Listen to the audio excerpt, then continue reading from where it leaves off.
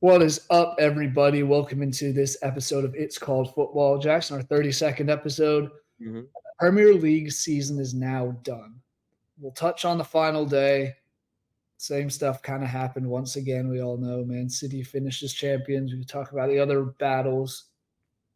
Have a look at the final table, some surprises, some disappointments, a little bit of news recently in the past couple days, and then we'll wrap the show up by talking about the FA Cup final between Man City and Man United this weekend, as well as the Championship playoff final between Leeds and Southampton. So, before we hop into all that, how you doing on this Wednesday morning? As good as a second place fan could be doing. That is very fair. I feel like I might be in a similar boat. Nuggets got knocked out. Avs got knocked out this weekend. Tough scenes for both of those, but even tougher for Arsenal. When you look at the table a year ago, and Arsenal would have won the league. Mhm. Yep. That's Man City for you. And Yep. on that note, they do win it again. And it was very quick to kind of get onto that score sheet in the first 2 minutes. I want to say it was by Phil Foden, who continuously proves why he was voted the player of the year. 2 goals in the first 18 minutes. Mohamed Kudus got one back with a nice bicycle kick. That was a beauty. And then Rodri put the icing on the cake with whenever he scores, it seems to be a rocket, and this was one as well. So He scores clutch goals he too. does. Always scores clutch goals. I don't get it. He's just got that bone in him, I guess. He's just Yeah. got a clutch bone. Because didn't he score the winner in the Champions League final last year? Yeah. He did. And it looked very similar to that. Ball kind of just bounced to him and he just ripped it top in. So props on that. Are we surprised? No. No, not at all. Going into that game, I mean, the Tottenham one was the one where there was hope, and I still think Son's an agent after that miss. But yeah, going into the West Ham game, you knew it was coming. I was hoping you could see West Ham maybe hold it off a little bit longer to make things interesting. Nah. Within the first few minutes of the game, Phil Foden decided that Mr. Player of the Season is gonna go be Mr. Player of the Season. I mean, what a goal that first one was. Really was. Top bins, like, it's unsavable. Like, there is literally nothing Areola could have done. And then the second one was just composure. He looked so relaxed when he took that shot, like, Mhm. it's easy. It's a walk in the park, the way he finished it off. He's unreal, man. He is unreal. He's had an unreal season. Definitely deserved player of the year. I mean, that right there, that just epitomizes who he's been this year for him. He's been their guy. With De Bruyne hurt, Holland out of form and hurt. It's been Foden who stepped up, and because of him, well, not just because of him, obviously they have everyone behind him, but a lot of his efforts have put them in the situation that they are in now. Oh, absolutely. And I mean, 19 goals on the season's hard to knock. Mhm. Was second on the team behind Erling Haaland, which the fact that he missed what felt like half the season, still finished with 27 goals. This title race, had he been healthy, him and Kevin De Bruyne, if those two hadn't gotten hurt, this title race would have been over in March. Oh, probably. Probably. With those 2 working together. Yeah. And, like, even when they came back, they weren't like I mean, De Bruyne is still De Bruyne, he was still doing his thing, but Haaland wasn't as lethal as we've seen him be in the past. Now, that's crazy to say considering he scored 27 goals, but a lot of times you're left wondering like, old Erling Haaland, I think, would have scored that. He should be scoring that, If he doesn't get hurt, I completely agree with you. This wasn't even a contest on the final day. They would have won it at least 3 weeks ago. Yeah. So, I mean, is what it is. Tough for Arsenal, and who knows? Saw some posts that the bookies for next season in England have Man City's odds to be relegated at 25-1. Mm. We all know why that is. Mhm. Apparently, their court date will be happening in the fall for their 115 financial breaches. Imagine the scenes, and I don't think anything will happen of it, but Man City makes too much money. There's too much Arab involvement with all of that for the Premier League to have them go down. But if they do get penalized, what do you think that should be? Just while we're on the topic of Man City.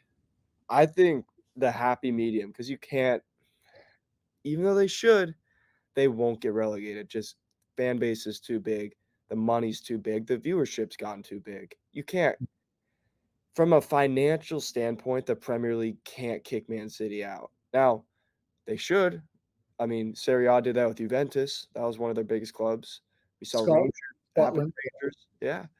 They should on paper, but I just don't think they will, especially with the legal team City has.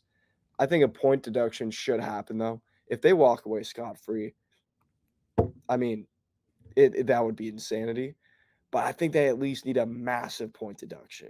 Now, what do you think by massive? Like 25, 30 point deduction I sort would of thing, or 30 at least. 30? Okay. Because, See, like, think about Everton's and you think about Forest, like, first of all, that wouldn't even be fair if they only got 30 compared to what Everton and Forest got, yeah, with 115 violations. But, I feel like that's gonna probably be the best we get, if we even get it. I think they should be docked if they're docking points. Because what did Everton? Everton had 1 or 2 financial breaches, I want to say, Yeah. or it might have been a little more. It might have been 8. Forest had about the same, and they got docked originally 10 and 8 points each. Mhm. Ultimately, ended up being 8 for Everton, 4 for Forest. More or less a point per breach. Yeah, City, if they do get points deduction, it won't be, but it should be a point per breach. it should be. Personally, I think if they are found guilty of everything of all 115, send them to league to see it League One. Yeah, no, I agree. I mean, honestly, kick him out of the football league system. Put him My, in a my conference league. put him in the National League. Yeah. My only issue with that is we've had the talks of this Super League, and if you're to kick Man City out of all of the English football league, they'll immediately be like, "All right, screw you guys. I'm going to go play in the Super League." Mhm. That gets life again. So I still think that's inevitable, but I think Man City should get hit with something. I don't think they will. I think if they do, it'll be probably like a 10, 15 point deduction. Yeah, I'm hoping for 30. I don't even think we'll get 30. No. I just don't. We'll see if they're found guilty of it too. I mean, they technically haven't been found guilty, even though we all know that they're guilty of at least I don't know, if you have 115 violations, there's Half of no half of legal reason. half of them might be wrong. Half of them might be Oh, sweet. So, yeah, so it's still then like what 60 or yeah, just under 60 breaches. 57.5. Like, Come alright, on, what are we doing here? whatever. Yeah, them Chelsea at some point. I would have loved to see something, and even like I think again Newcastle, the way they were spending. I don't know if it's legal or fair in that word, but these big teams they keep them around. They don't want to lose the TV rights everywhere around the world and all that. So is what it is. But hear me out. Man City gets relegated down to League One. Leeds gets promoted. Man City has a fire sale. Erling Haaland comes home. You want to go back to where it all began, where his first breath was. Out in The scenes if that happened, but no, that won't happen. We'll have to wait until the fall to see what really happens and what the penalty is given out. I also wouldn't be surprised if they stall again and it kind of gets pushed back. I could see it happening once Pep leaves, Yeah, like it's going because to I be my think contract expires next year. You just wait until after next year. yeah. I was going to say if they do get hit with a massive point deduction for next season early on, I wonder if Pep just jumps ship He's like, "Yeah, fuck or if he this." rides it out. Mm, Only other race that really kind of got interesting on the final day was that battle for the Europa and Conference League spots. Aston Villa they were pretty comfortable, but they made it a little closer than they had to on the final day, getting battered by Crystal Palace 5-0. yeah, I mean, that was, talk about just coasting on into the finish, man. They didn't even put up an effort. 5-0. 5-0. Now, don't get me wrong. I don't know where this Mateta came from because I think now he's being looked at by, like, what, PSG and Yeah. stuff? Had a hat trick, and did he have, what, 1 or 2 assists? I believe so. He had one assist at least. Yeah. Yeah, he just had the one assist. So that dude, I mean, he's kind of been going off recently. He's had some pretty good moments, but if you're Villa, man, I know you already made Champions League. I know you're locked in, but don't you wanna finish a little bit stronger than a 5-0 defeat to Palace of all teams? Like, I don't know. I don't know. I guess you're gonna get the same prize money, you're gonna get all the same stuff, but, like, I mean, it mm, seemed like they knew they weren't playing for anything. yeah, but 5-0, man, that's not the way you wanna finish the year. I I that was shocking. I mean, look, you lose a game at the end, I understand that. You're already in Champions League, stuff like that. You lose 2-1, 2-0 even, 5-0. That just means you didn't show up. It means you didn't give a shit. That's what they did. I mean, again, I guess they put themselves in a position where you didn't have to really care on the final day. You're not Exactly. gonna go up, you're not gonna go down, you're locked into 4th, but I don't know. That just felt like such a crappy way to finish the year for him. Like, Absolutely. I mean, and it's been a up and down-ish season for them, and it feels like they could have done more, should have done more, but at the end of the day, I didn't see them breaking into the top 3 at all. 4th place seemed like theirs kind of to lose, but I wanna just talk quickly on the Palace side of things. Mentioned Mateta. He has 9 goals in his last 5 matches or yeah, 6 matches. he's He's been been on a off. tear, as has that Crystal Palace side. Since losing to Man City at the beginning of April, they've won every single match apart from a 1-1 draw with Fulham, including beating Liverpool away, Man U at home, Newcastle at home, Aston Villa now. So they were playing tough teams and beating all of Mhm. Yeah, them. they finished in the top 10, 10th Yep. place. Because for a while, we're like, "Oh, this Palace team, bro." We They didn't might. think they were ever gonna go down, but we're like, "Ah, they are just so mid. They're not very great. I kinda wanna bet against them every time we do our predictions." And then they kinda just started cooking and cooking and cooking. And Mateta, man, I don't know where that came from, but there's a reason PSG's looking at him now. He he had a year. He had a great finish to the year. They'd finished with 16 goals, level with Arsenal's leading goal scorer, Bukayo Saka, one behind Heung-min Son. And hey, had he been playing like that all season, Crystal Palace is champions? Mhm. Probably not, but you never know. The only other one was that battle for the Conference League, which Chelsea ultimately stepped up and took care of in the end, beating Bournemouth 2-1. That secured it. Didn't really matter what happened with Newcastle and Man U, especially after the midweek stuff. So Mhm. good on Chelsea. We'll touch a little bit more on them in a second. Yeah. Some Have to. interesting news from that side of things. But yeah, do you have anything on that Chelsea kind of win? It's just more like they kind of just took off and took care of business as of late, and everyone else slipped up. Props to them. I mean, for a while, they were just, like, languishing in the mid-table mediocrity, they were 12th place, they were 10th place, whatever. Didn't look like they'd get anything out of this season, looked like it was a bust, and out of nowhere, they started picking up results. They won 5 their last 5 games, and, they had incredible results before that as well. But you finish with 5 wins, and then you get back to Europe. 6th place, you're gonna be locked in, right now it's Conference League.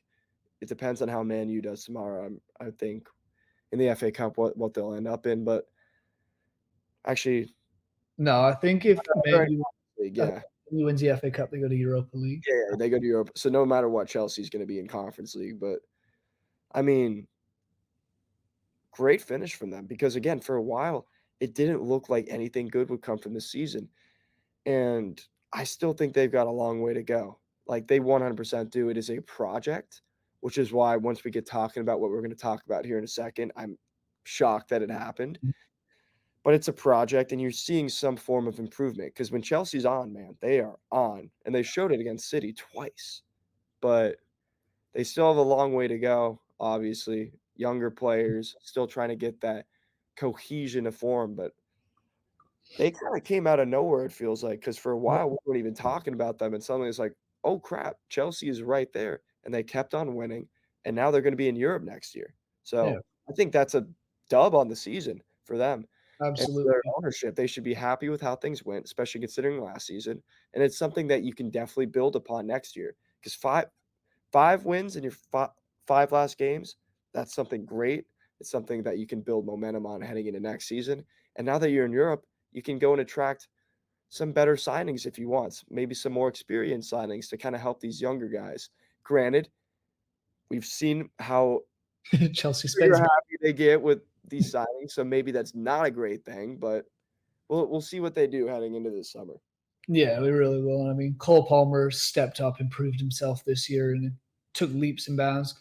Nick Jackson, for all the grief we gave him early on in the season, he's kind of stepped up a little bit when it's mattered. So props to that whole team. And it seemed like everything was kind of finally clicking for them at the end. And it seemed like they'd gotten over all that just random spending and Pochettino had them going a certain way. But before we hop into all that, let's have a look at the final table. Yeah, let's do that. As we know, Man City finished top of the table with 91 points, Arsenal second with 89. Then there's a little drop off. Liverpool kind of collapsed, as we said. Jurgen Klopp went out on a high note, cheered off the field at Anfield as they won 2-0 against Wolves. But they finished third with 82. Then it was a massive drop off to fourth. Villa with 68 points, Tottenham 66, Chelsea in sixth with 63, Newcastle, Man U 7, 8 accordingly with 60 points each. Only thing separating them was goal difference. Massive. Newcastle plus 23. Man U gave up more goals than they scored this year. Finished with a -1 goal difference. Yep. Man U scored the same amount of goals, I want to say, as Luton. Oh, they scored 5 more. Five Yep. more than Luton. That's it. Not ideal. No. West Ham, 9th with 52. Palace, like you said, jumped up to 10th, 49. Brighton, 11th, 48. Bournemouth, 48 and 12th. Once again, goal difference separating the pair. Mhm. Fulham, 13. Wolves, 14. And then getting to the relegation side, closer to Everton, 15th, 40 points. Brentford, 16th, 39. Forest was 17th with 32, and then the relegated sides were Luton, Burnley, and Sheffield, going 18, 19, 20 with 26 points, 24 points, and Sheffield United with a Mhm. whopping 16 points. Tough scenes. Oh, tough for them. Hey, thanks to Sheffield United, because this would not have happened without them. We had the most prolific Premier League season in history. Without them giving up, how much was it? 104 goals? Wouldn't have even touched it. Yeah. So Yeah. thank you, Sheffield United, I guess. You knew the mission, you completed it. Well done. And above all else, after the Owls of Sheffield Wednesday stayed up, Whew, we will get the Sheffield Derby next year. And that is a it's been a minute. heated rivalry for those who don't know about it. Mhm. It's been a minute.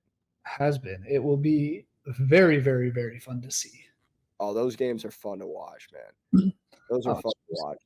like sure the Man City derby is okay at times. Yeah. It's more Man U is always big brother, now Man City's big brother in the recent years.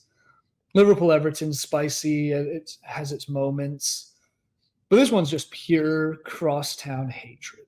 Oh, they hate each other, like and the fights that you're gonna see between I don't know For about yeah, I'll go a little bit and say hooliganism on both sides. It's gonna be, it's definitely worth a watch. If you're not even gonna watch the game, at least watch a POV of the stands. just keep an eye on Twitter and follow through with all that because it's going to be feisty. Mhm, to One say of the the more one of the more heated derbies in English football. And for those who don't know, Sheffield's not exactly a massive town. no. So no, it's pure hatred there. Excited for that. While we're on the table, what teams or what players even were the most surprising to you? I mean, the most surprising for me was Bournemouth. I had them going down. I didn't think they'd be any good this year, and for a little bit, it kinda looked like they were heading towards that path. It looked like they were in that relegation battle for at least the first third of the season, but then suddenly they just started getting wins and wins and wins and wins, and before long, they were just completely out of the conversation. Like, they were, all the way up to 10th place at one point. So, They really impressed me this year. I didn't think anything good would come from them.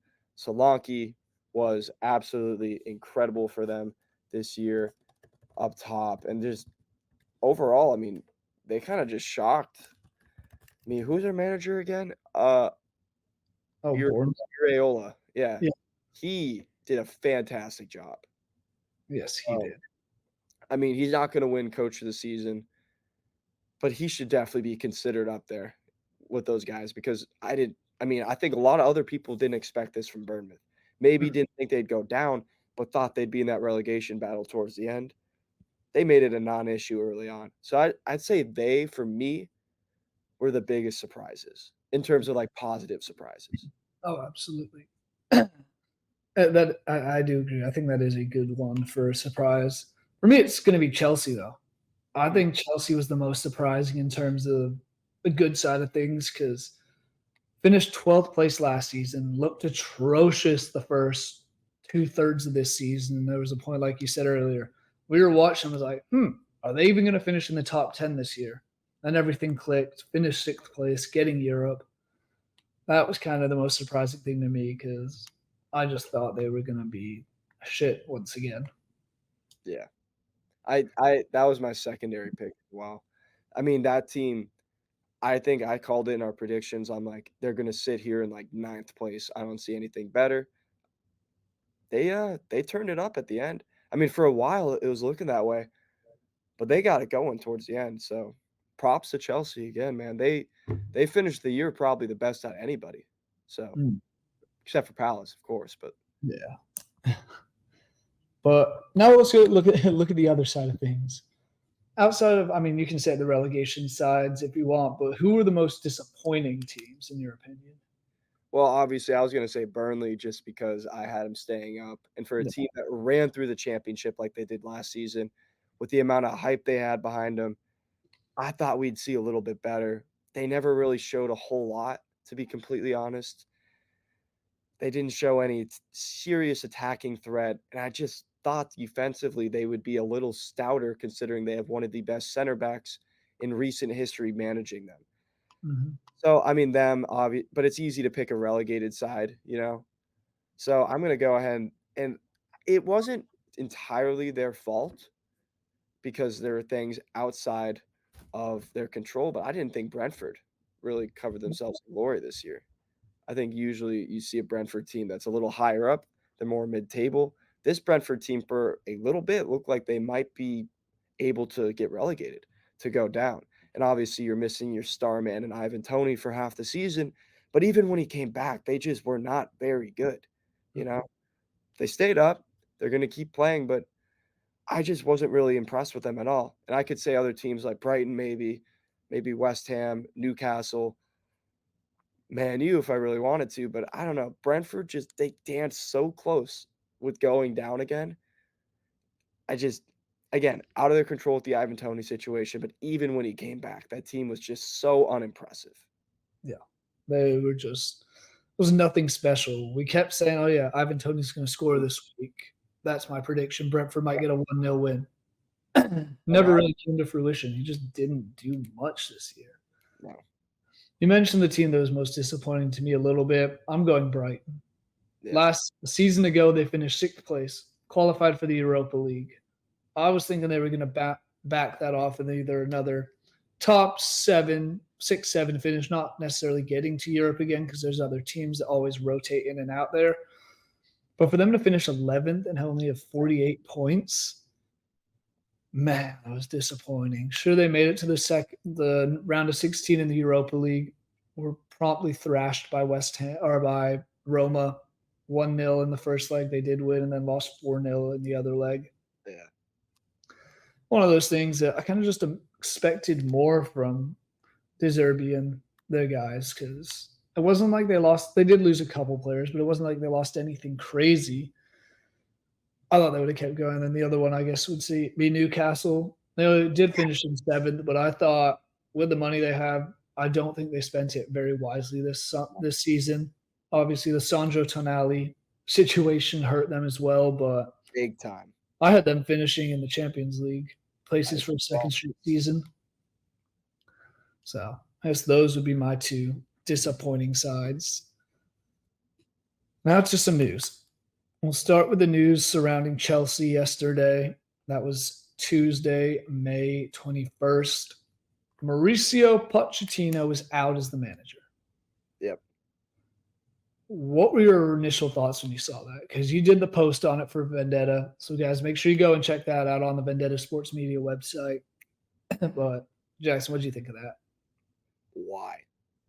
When I first saw it, I was like, why? By mutual consent? Like, I know he's been getting frustrated. He's made comments like, "Oh, it's not the end of the world if I leave Chelsea," all this stuff.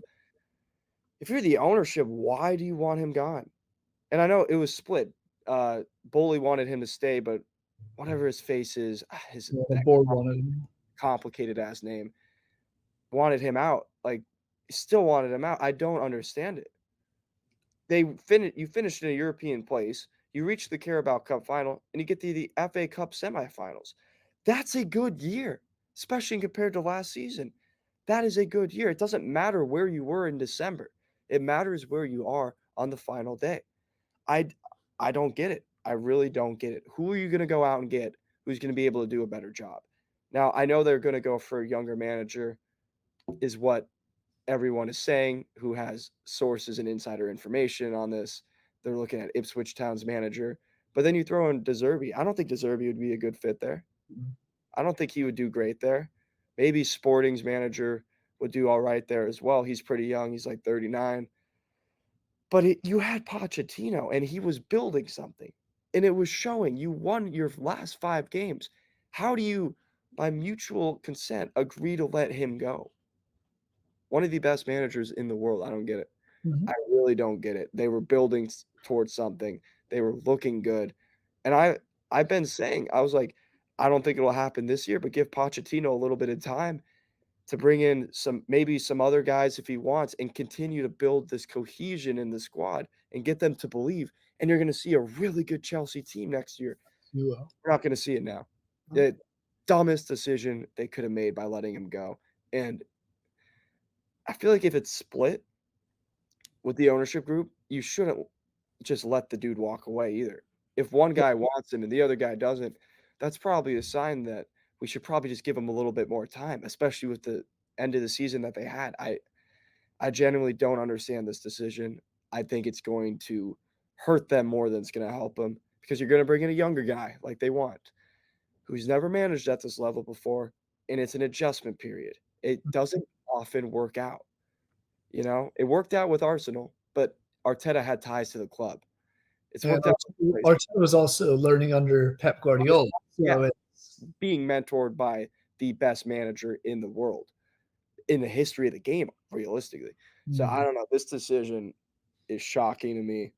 I probably do a post about this. Where does Chelsea go from here? yeah. Just I don't get it. I genuinely don't get why you let that man walk away. Because what he did at the end of the year to get 6th place is miraculous. Yeah, I'm with you completely. And I did not understand the rationale behind it. I know you want a younger guy, but and sure, maybe I guess my other thought is why wait this long? If you're gonna sack him at the end of the season, why not do it when you guys are 12th place, 13th place, looking terrible? Why not sack him then?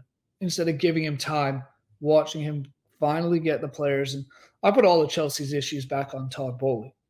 You go out, you buy this team, then you just spend boatload of money on random players with no plan. Every single manager in the world would have had a hard time doing something with that Chelsea squad Yep. immediately. Pochettino finally gets clicking a little bit. I was like, okay, Chelsea might be really fun to watch next year. He now knows how to use Cole Palmer. He's getting Nick Jackson and Mudryk looking better. Sterling. Looking more stout. Sterling was playing a little bit better. So it's everything was clicking, and then they're like, nah, I'm gonna head out on this one. It's insanity. Dude, from a club standpoint, they have had 3 permanent managers, like full-time managers, in the last 2 seasons, 2 caretakers/interim. They've had 5 Yeah. different managers. They will be going on to their 6th manager in a 2-year span. if you're counting Lampard and Yeah. the caretaker who took over. I'm spacing on his name, but you're gonna have 6 managers in less than a 2-year span. That is not healthy for a No. club to have. It really is not. You finally had something good going, and then you let the man walk away. Shame on you, Chelsea. You deserve to be terrible next season. Absolutely. And I mean, it's also the fact like you look at the player side of things. You're a player yourself. If you had 5 different managers over a 2-year period, that would be brutal. It's hard to readjust to different playing styles, different coaching methods, tactics, all that. Maybe they have you playing in different positions than you're used to. It's so hard to have any success when there's that much inconsistency leading the way. Yep. I'm just not sure where they go. All the Chelsea fans I know that I was texting with when the news came out yesterday, I don't think a single one of them was very happy with the news. No one was. What the hell is happening? Why are we doing this? I would have given him at least the first half of next season, and if things aren't working by the international or by the transfer window in January, then okay, yeah, pull the plug, let him go. What are you doing? Poor. Poor from them yet again. Their ownership is ruining the club. And say what you want about Abramovich, but he knew how to run a club.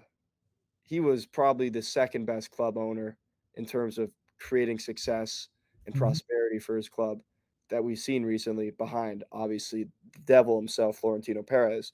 But now it's just terrible. Every decision that's made, it's like, what the hell are we what are they doing? What are they doing?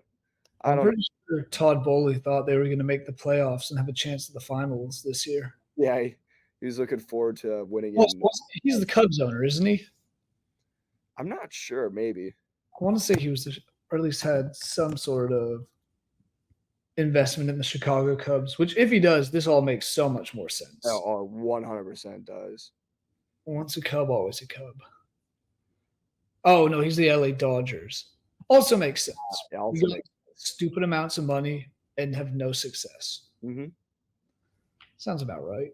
Yeah, Man, Chelsea, you played yourselves. I hope you're terrible next season. yeah. Now, kind of away from the Premier League, a lot of Premier League players, but the Euros are approaching. It starts 3 weeks from 3 weeks now on Friday, I want to say, or no, yeah, Yeah. Friday. England has announced their 33-man provisional squad. Some big names from the England teams of recent times are missing out. There's no Marcus Rashford. There's no Raheem Sterling. No Jordan Henderson. Calvin Phillips didn't get the call up, rightfully so. Yeah. Tyrone Mings isn't on the squad list. Ben Chilwell's out with injury as always. What do you think of this England squad? Because now I know I have my issues, but I'll let you go first. Um, when it came out, I think you're probably gonna talk about this here in a little bit, but defensively, I have no confidence in this team. Offensively, I feel pretty good. I think their midfield is going to be stellar. It's gonna be unreal. Absurd. It's gonna be unreal. The starting, I don't know, probably Declan Rice, Bellingham, and, who's it gonna Trent. be? You think Trent? Or But maybe put with the Foden if you want as a more attacking midfielder. Like, you could do a lot of cool stuff with that, a lot of unreal stuff. Madison coming off the bench, gonna be insanity. Like, you could have such a good midfield, but look at their defense, man. I mean, don't get me wrong, Walker's still an elite player, John Stone's elite player. After that, the drop off is insane. Luke Harry making Maguire. Luke Slap Shaw, Slabhead, yeah. He's gonna start, man. But, always does. Luke Shaw, Joe Gomez hasn't been good this year. Kieran Trippier was announced to the squad, but he picked up an injury today in a friendly against Tottenham in Australia, so he's questionable for it. I like Lewis Dunk. I Lewis don't like Dunk, him as a starter, but I do love that dude. yeah, Goated in the air. If you're down and you've got a long throw or a corner kick coming up in the 90th minute, sub and Dunk, you get yourself a goal with Harry Maguire. Those two, class on those. But apart from that, I don't know. Kwanzaa, I know some of these guys aren't going to make it. Obviously, like Kwanzaa, maybe I Konsa don't think Konsa, or Braithwaite make it. make I it. think Yeah, they'll end up with maybe Gould will, but wait, I don't. It just compared to what else they have, because even up top you have I mean Foden, this. Saka, Kane. You've got all these other options. Bowen, Watkins, like pretty solid up there defensively, man. I don't know. I just think you guys are going to leak goals. Yeah, you've seen. I'm sure you've seen the picture of the car drawing where the the front 2/3 of the car is drawn perfectly, then the back half is just like a wheel and some lines. That's this team. The front half and the midfield are absolutely insane. Yeah, I think if we're rating teams around Europe just on their midfield and forwards, England right second to none. This is by far the best team. Maybe France has a shout, but even then, we'll see what happens with all of that there. Yeah. and when their squad has been announced. So the thing is, has to be cut down. It's at 33 players right now. They have to get down to 26. There are some obvious guys who are going to miss out. I don't think Kobe Mainoo will make it. Oh, Curtis Jones, Adam Wharton. But man, the attack is going to be so much fun. I just have no confidence in the defense one bit. no, Guys just want us to get a try. Just to try. And maybe he's now passing it a little bit. He is only 26. But Fikayo Tomori, there was so much raving about him. And I was super excited for him to finally get a shot with England, kind of give a different look, move out the Harry Maguires, the John Stones era of defending. No. I did not get that. Just like, did he bang Southgate's mom? Like, how is he not getting a look? That was John Terry. Forget that actually happened. Yeah. That's right. It happened with the US too. It's got to happen everywhere. But I don't. He's been good too. Like, Yeah, and Loftus Cheek as well. Like, the anti-AC Milan bias is crazy. The anti-England bias is absurd, actually. And it always has been. It Mhm. was really there was a point we have two players. The English squad has two players that aren't playing in the Premier League: Jude Bellingham and Harry Kane. Yep. If you're telling me we can leave one of those out because they're not playing in the Premier League, Can't it's keep out them. out immediately. But it's like in the past few tournaments, there's maybe been one player here, one player there. I know Kieran Trippier played for Atletico Madrid, and he was the only one outside of the Premier League. Mhm. Those things, man, that's like, come on. Well, what would he rather have? Would he rather have Loftus Cheek just wasting away at Chelsea? Is that his best chance of getting in? With Tomori, do you want him wasting away in the Premier League on a team that is not as good as AC Milan? AC Milan's a damn good team, and they're both key players for them. The Tomori one is a really interesting one, especially with how weak England's defense is looking. You tell me he can't start with alongside Stones compared to the other guys on that list? I'm not buying it. Maybe it is. He has only played 25 league matches this year, 34 matches overall, but I still still, think that's a decent number. no excuse. Yeah. It's one of those things that Southgate always has been a fan of his very much his guys. So the only reason I'm surprised we don't see Jordan Henderson from Ajax playing or Calvin Phillips at least on the roster, but as much as I love Calvin, he's done jack all this year, so rightfully so. But it's always Harry Maguire. I was surprised Rashford. Rashford hasn't been in great form, but he's always been a big part of his. Same with Raheem Sterling. Neither of them are there this year, and I'm fine with that. I'm very happy. Jared Bowen and Ollie Watkins are getting shots at least to. I think both of them should make it onto the final 26-man roster. Yeah. Ivan Toney is getting a good look. I do think it's good because you also look at like just the ages. Defensively, Kyle Walker 33, Stones 29, Maguire 31, Trippier 33, Luke Shaw is 28. Yeah. Your midfield, if it's what we think it could be, 25, 20, 25. The attack, Harry Kane's 30. But after that, Foden 23, Saka 22. Like, this is the thing. You made the youth start coming in the attack and the midfield. What about it? That's just my biggest issue. And still, all in for it. It's coming home at long last. You do always find a way to get the damn easiest draws you can get. Now, this isn't like Denmark's obviously Then good, we Serbia lose on penalties. and pounds, yeah. Yeah, but You'll win the group, but we'll see. It is a relatively straightforward group, or at least it should be. Serbia, Denmark, Slovenia. We will do a whole show. And here's something for you guys watching. Premier League season might be over. We might take a week or so off here and there in the upcoming weeks.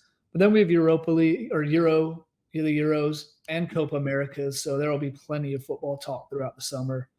Might touch a little bit on the Olympics as well. That'll be a little more difficult to do, kind of. But we can still do all that. So don't think that we're done by any means at the moment. We'll be around.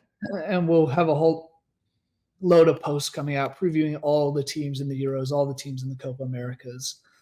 So make sure you stay tuned for all that. But as far as England goes, I expect good big things from this England team. Whether or not it happens, I think if it doesn't, it'll be a massive part to the defensive issues that are there. And even going into the knockout stage, it'd be one of those things that you never know what the hell is going to happen here. But should be comfortable in the group stage. After that, who the hell knows what's going to happen? Yeah. Get through the group fine. After that, it really just depends on who gets second, who gets first, how the other groups go. I think that determines how far you guys go. Just want to talk on it while we're on the Euros. Right this very second, if you had to pick the team to win it, who are you picking? It's always easy to bet on France. Yeah. Always easy to bet on France. I feel like that would be the best option, you know? Obviously, you could throw in some other teams in there, like maybe Germany has a run. They're on home soil. I'm not entirely confident in that happening, but maybe they get behind, the fans get behind them, you know. Spain could always do bits. Italy, really good when it comes Euro time. Won it last time. Maybe they keep going with this. Obviously, there are other good teams as well that you could throw into that mix. England, obviously, I think has a shot, but I think defensively they won't be there. Netherlands can maybe make some noise, but I think it's got to be France. I think you always have to bet on France.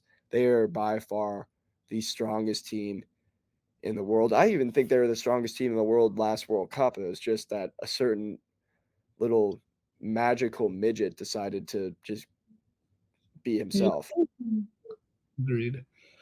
I'm very high on this Germany team. I think they will do very, very well. They have players from Bayer Leverkusen. Yeah. Those do not know how to lose. It does not matter. Them and Croatia have a couple Leverkusen players each, I want to say. Here first. Croatia running the no, they won't. I would love that. They deserve a trophy. But it's at the same time, I just don't think they have what it takes with the aging of that team. And Germany also has something else to play because it's Tony Cruz's final tournament. Who will be his final match once he retires at the end of this Euros. Hell of a career there, but I like the Germany team. Obviously, France is a good shout. Spain, I think, will have a little bit of a fall off this year compared to the World Cup a few years ago. I know they've only gotten older as a team, but I feel like there's a little more injury worries on that team. Yeah, fair enough. After that, it's kind of those three in England, and then it's everybody else. That's what I'm thinking. Like, again, maybe you could see some teams like the Netherlands always has it in them because they have a very strong make a little run. Like you said, you can't count out Croatia. They just find ways to drag games out and then get wins in extra time or penalties. We've seen Portugal, Belgium, even though they're all aging and kind of in a rough state, maybe. Yeah, it's going to be fun. Love this tournament. It's going to be a great time. But dark horse Austria. I was going to say the Georgia Bulldogs, or I guess just Georgia. They're coming. They're coming. No, but actually, the sleeper team for me is Romania. They Oh, man. seem strong at the moment, and they're in a very manageable group with Ukraine, Slovakia, and Belgium. Question marks around Belgium. What kind of team are they even going to show up this year with? So Mhm. we shall see on that end. Enough of the international talk. We have two matches, two finals this weekend. We'll start with a big one, the FA Cup final on Saturday, 10 a.m. Eastern Time. Make sure you tune in for that. Manchester Derby takes over Wembley. Who do you have, and why is it Man City? City. Um, they're the best team in England. One more trophy to win. Get a cheeky little, what would it be, double on the year? I Cheeky don't double. Yeah, because they didn't win the Community Shield, so it'll be a double. So that I think they'll get it done. Maybe it'll be a good game. I don't know, but I don't have confidence in Man U. Straight up, I don't. I think they lose 2-0. Coventry should be here anyway, so Absolutely. give me Man City easy. What was the final last year when Man City won the FA Cup? Man United. What happened in that? Ilkay Gundogan 1 minute in to take a 1-0 lead. Ultimately won it 2-1, and I'm with you. I think City gets it done. I think they'll become the stat I saw is they'll become the first English team to ever win the FA Cup and First Division in back-to-back seasons. So, Really? yeah. Huh. They're the first. That might not be all of English football because I don't know what I can't remember, but if it was that or Premier League, but it Yeah. was also the first team to win 4 consecutive Premier Leagues. They've won 6 of the last 7. Yeah. Give me Man City. Manchester stays blue for the time being. Yep. I think Holland will get a 1 goal, even though I I don't think know if he does. I think Foden does, but that's fair. he's on. Foden's the guy who's been stepping up this year when they've needed him the most. Yeah. Holland, man, he's been missing some sitters recently. I don't know. I don't know if he'll get one. It's not like It's he has also anything to worry about this summer though, so might as well put it all out there. exactly. And you know what's crazy about that and that Norwegian team? They have the leading goal scorer in the Premier League for the second straight year. La They Liga. also have the leading goal scorer in La Liga. They Orlov. have the best attacking midfielders in the world in Martin Odegaard. Yet they still find a way to mess up every I time. don't dude, I don't know how that team So didn't qualify. When you it, see some of these teams that qualified, how is Norway not there? I don't know. Luckily, we got a basically everyone invited World Cup coming up in a few years, so they should make that. Boo. Well, you would think, but Yeah. we're going to see the lights of Jamaica making the World Cup instead and Trinidad and Tobago back at it. There's no way Trinidad makes it. There's no way that this Trinidad team makes it. Jamaica, though, they got that on lock. I think Jamaica could. Jamaica's going to have that on lock. Feed me Norway Jamaica World Cup final for all the haters out there. That would be glorious, glorious stuff. That would be absurd. You know who rates Jamaica? Football Manager, man. They had him going crazy in the World Cup. Yeah. Hell yeah. Not trying to brag, took Canada to the semifinals. Basically, Jesse Marsh, what he needs to do, but that's still so funny to me. For those who don't know, I cannot stand Jesse Marsh for what he did with Leeds and that whole shit show. yeah. I hope Canada doesn't win another game and they sack him before the World Cup. That would be interesting. He is well, it doesn't have to be like right before, but between now and the World Cup, I hope he gets sacked. Bro, he's basically sponsored by the MLS teams there. He's got an NFL deal with the MLS. It's absurd. And he's not even that good of a manager. No, he's not. But to be fair, who else were they going to get? Jackson Fyda. Damn He knows straight. how to take teams, bro. Here's my CV.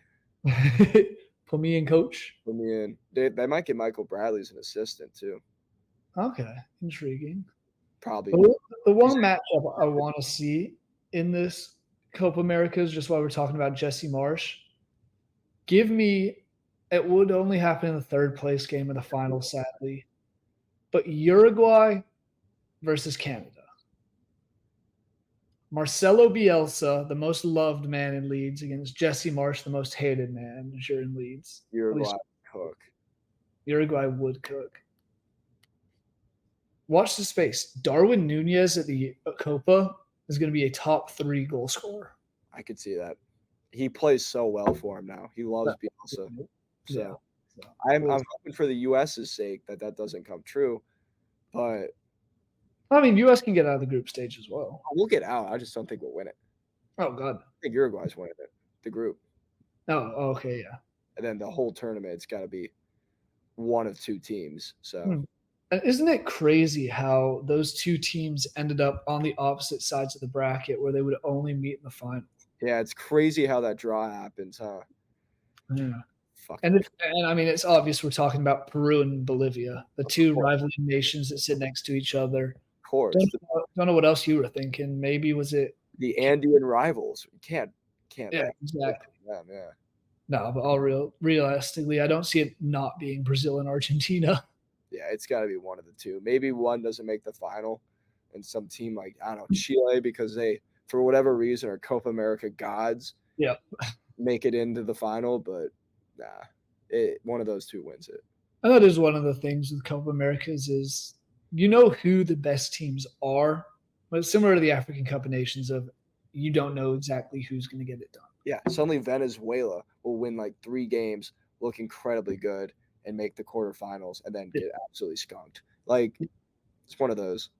That happened last time. Venezuela was cooking. Riding. Yeah, that was what, 2 years ago, 3 years ago, because they're on a funky still fixed from COVID time. Dude, CONMEBOL is the craziest, most corrupt. It's such a mess. It's actually insanity. Like, there's a documentary, or not like a documentary, like a show called El Presidente. I got to get back to watching it. Ooh, which one? Was that the Argentinian based one? I forget what it was. It was the one that talked about how this one dude, I forget what kind, I think he was Chilean, Okay. ended up becoming a centerpiece of the whole FIFA scandal with like and it talks about how corrupt CONMEBOL is and all this crap.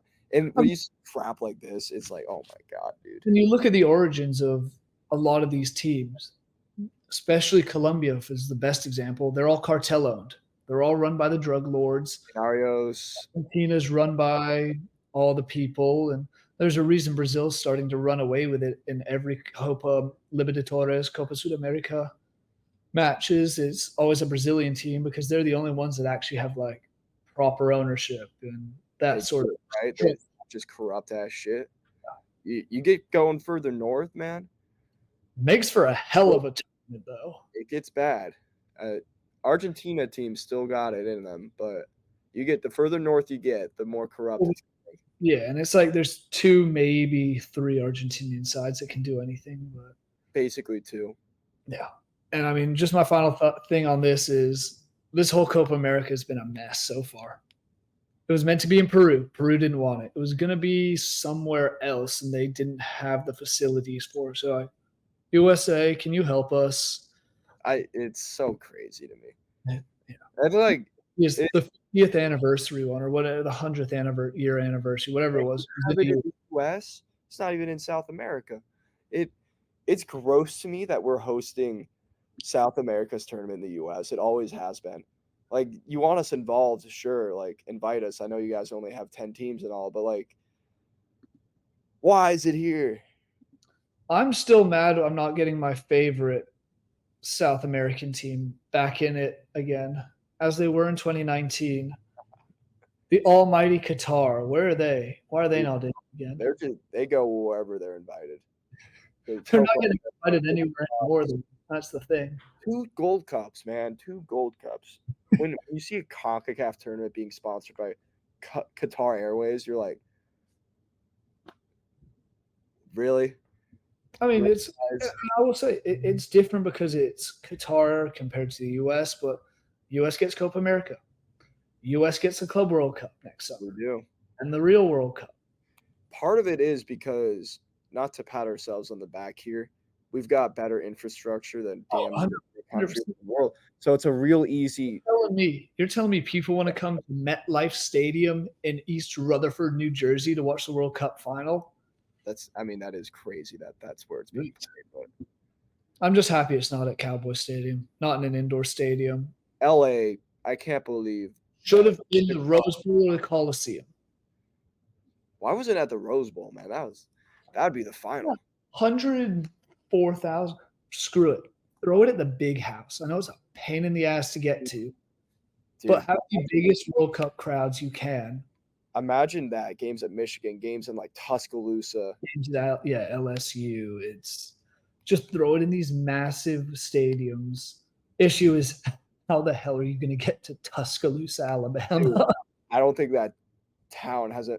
I mean, it's got to if you get those many football fans in there. I just think half of them come in their RVs, so it's true. And I don't think the people of Alabama would be really welcoming towards other cultures. So what makes you say that?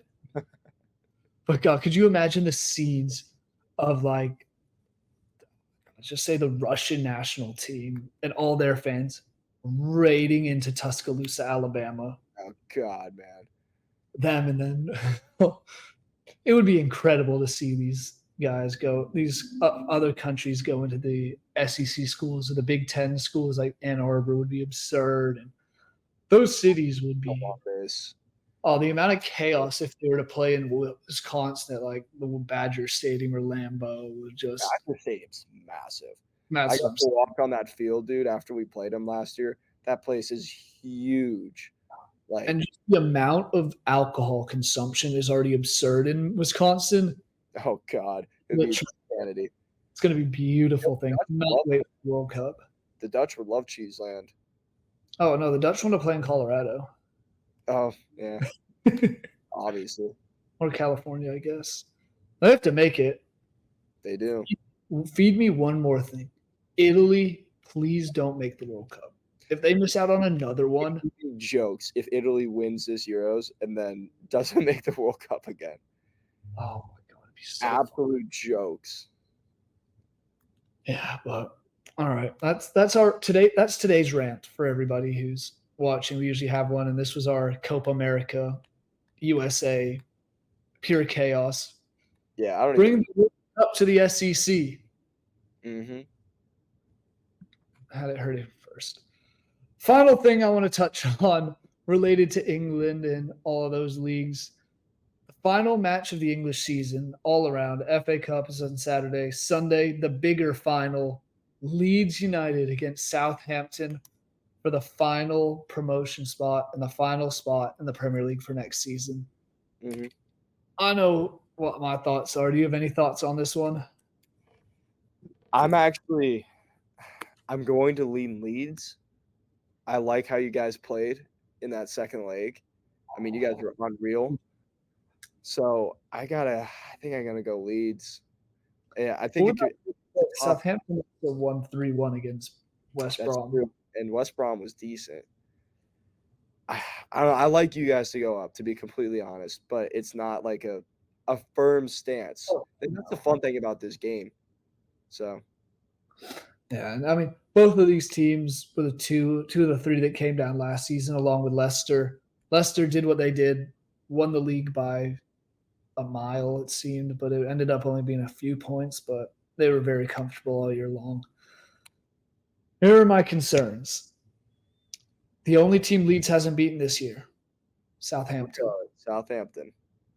Leeds have never been promoted through a playoff at any point in their existence. Two things that don't go well together. Yeah. The suck playing in London, historically, especially recently. I mean, there's a stat over like the Bielsa era. By the time he was gone and the manager before, they'd lost something like 14 of 15 in London. Mm-hmm. It's not a good place for them. But with that being said, marching on together, Leeds are going up. Yep. Gotta believe. And the biggest thing about this is, I guess one of my bigger worries is if Leeds don't get up, what happens next? Will Ferrell, your ass better be in attendance, as now you are a part owner of Leeds. So, dude, these Hollywood guys are just getting bored. I swear to God. 100%. But I mean, you look at the Leeds ownership group. It is the 49ers Enterprises overall. But then you have Michael Phelps, Larry Nance Jr. There's another random one, by the way, Larry Nance. I was just scrolling through Instagram one day, and I saw a the back of a guy wearing a jersey, and it said Lance Jr. or Nance Jr. on. I was like, did we just sign someone new? And I clicked it. It was like, wait, you just bought a share in Leeds? Go off. Okay. Out of all the players, Larry Nance Jr. Oh, it's absurd. And now Will Ferrell has an investment. So fingers are crossed. Bring on Sunday. I'm going to be at a pub at 8:30 in the morning. That's the only way to do it. Have to. There's going to be like 30 of us Leeds Tennessee group there, if not more. So we're either going to be very happy and I'm not going to want to go to work that night, or I'm going to be very sad and also not want to go to work that night. Either way, you're getting pissed drunk in the morning. Oh, absolutely. Celebratory or to drown out the feelings. Yeah. Either way. We shall see. I'm taking Leeds. I have to back the boys. I'm going to write a preview on that. I think we'll probably get a preview on this FA Cup final out in the next couple days as well. Yeah, I can get that. We'll see. So thank you guys for watching as always. We will see you in probably a week or so. I don't think we'll have an episode next week. There's not really much to cover unless we want to just do a massive Champions League one. Yeah, we'll play it by ear. We will indeed, but if not now, we'll see you for the Euros. Thanks for watching. Make sure you subscribe, and we'll see you when we see you.